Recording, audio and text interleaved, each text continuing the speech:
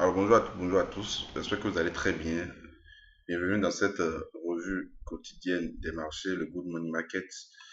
Nous allons rapidement établir quelques plans de trading que nous allons surveiller au cours de la journée. Alors, je commence rapidement avec la paire NZD-CHF. D'accord, hier nous avons eu une information sur NZD, ce qui a fait accélérer la devise à la hausse.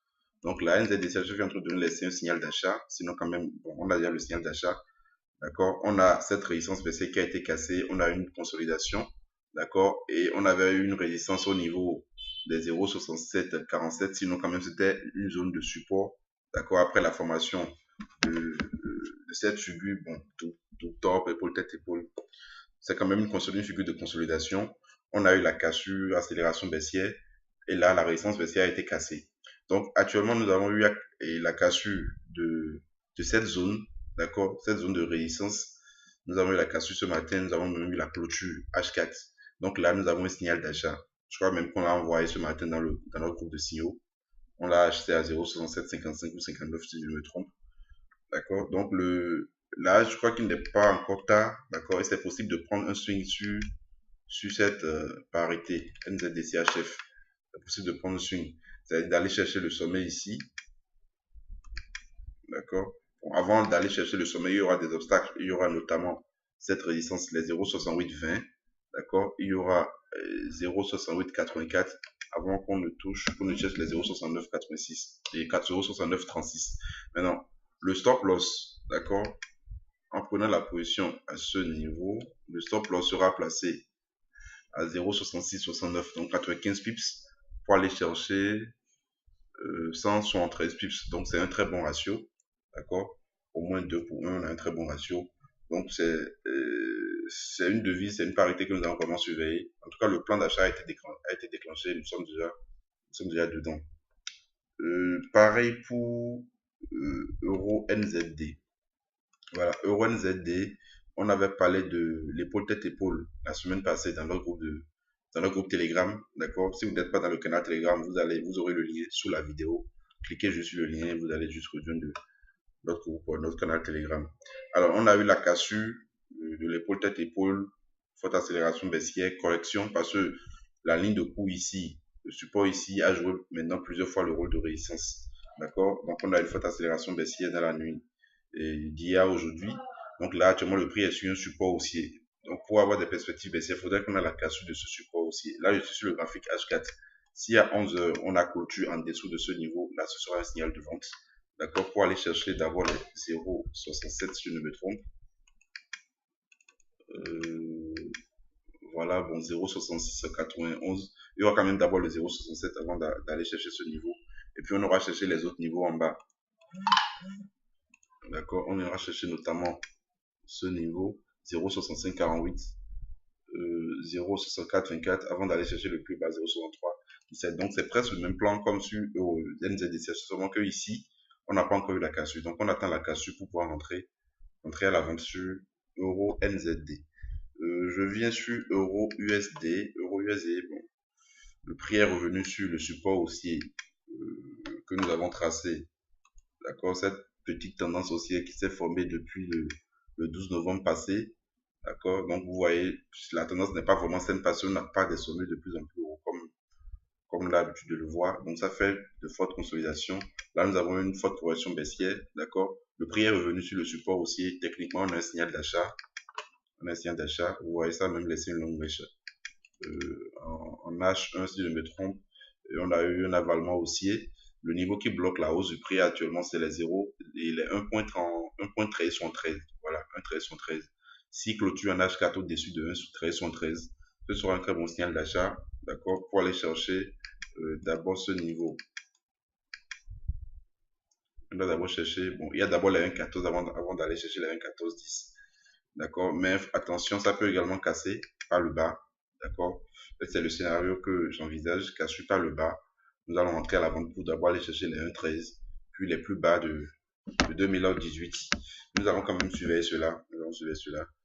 Donc, bon, il n'y a pas de plan privilégié. Nous allons surveiller le plan à la hausse et le plan à la baisse sur Euro USD.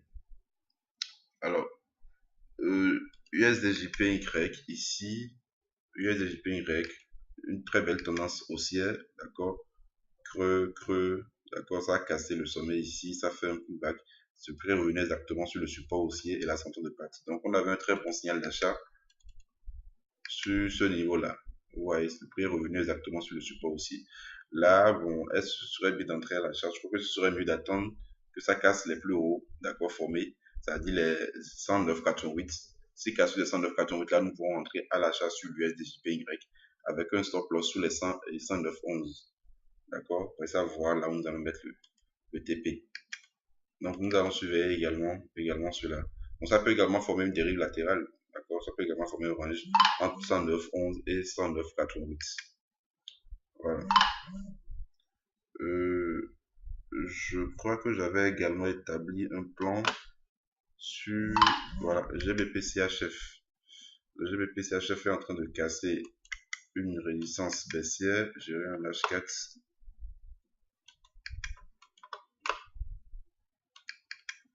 Voilà.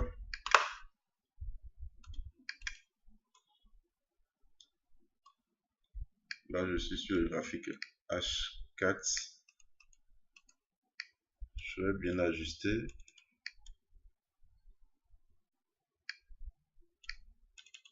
Voilà.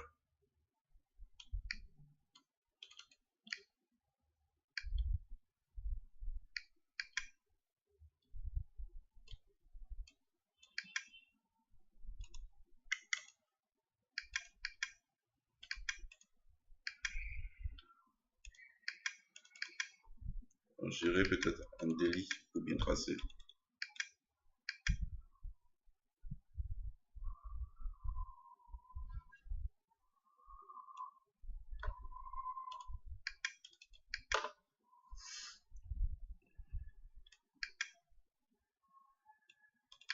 Voilà.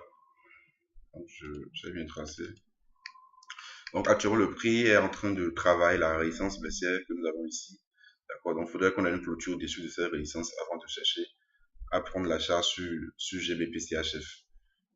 Maintenant, on peut également jouer sur le rebond. Il suffit juste d'avoir un chandelier de retournement à la baisse, d'accord, pour prendre la vente ou carrément attendre la cassure de ce petit support aussi que nous avons tracé ici. Et c'est possible que ça forme également un double top, d'accord, parce que là, on a une résistance, on a une divergence baissière sur le RSI.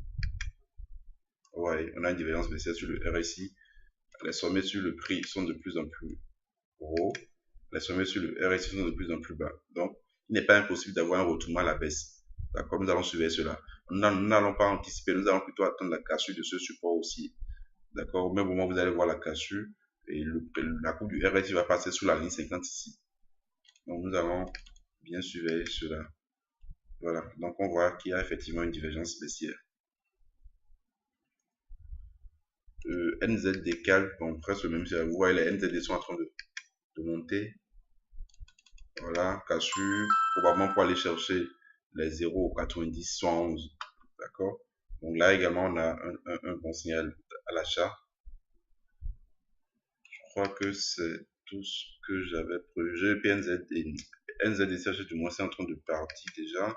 GBP, NZD également, on a un bon signal d'achat et de vente du moins. D'accord, mais là, je crois que c'est déjà trop parti. Je ne peux entrer encore. Le signal de vente a été donné sur la cassure de ce niveau-là. Je crois que c'était hier soir. D'accord.